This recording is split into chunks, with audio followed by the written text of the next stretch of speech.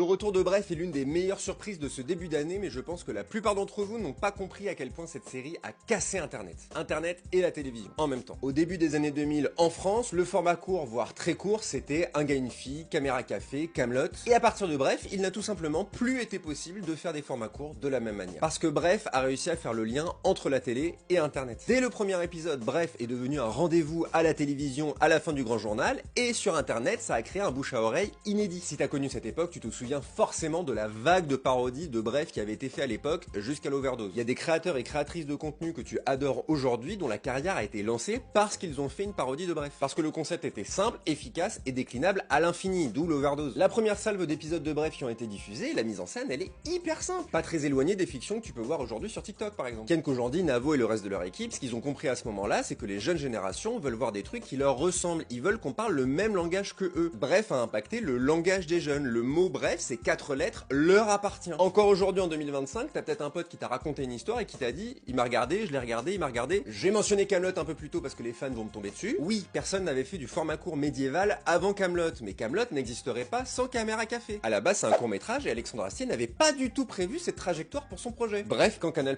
a appelé pour les signer, c'était une petite séquence à la fin du grand journal. À l'heure où la fiction a quasiment déserté le YouTube français, l'héritage de Bref se ressent dans toutes ces vidéos de gens qui se sont dit j'ai envie de le faire, donc je vais le faire. Tout ce qu'ils ont besoin de faire, c'est écrire des blagues. Pour filmer, ils ont juste besoin d'un truc qui filme.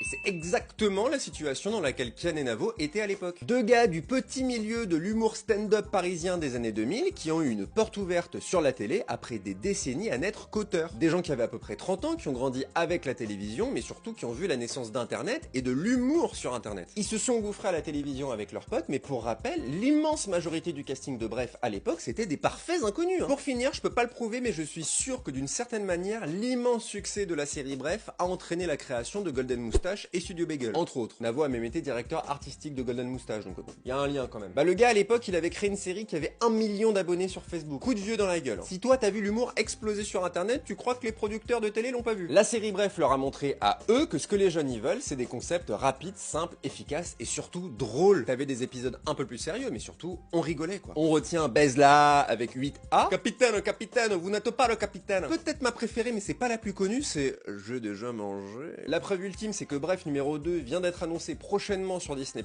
et que tout le monde est content. Là où les autres trucs cultes de l'humour, genre H, tout le monde se dit ouh là là, est-ce que vous êtes sûr que c'est une bonne idée? Est-ce qu'ils vont réussir à renouveler de nouveau l'humour en 2025? La réponse bientôt, abonne-toi.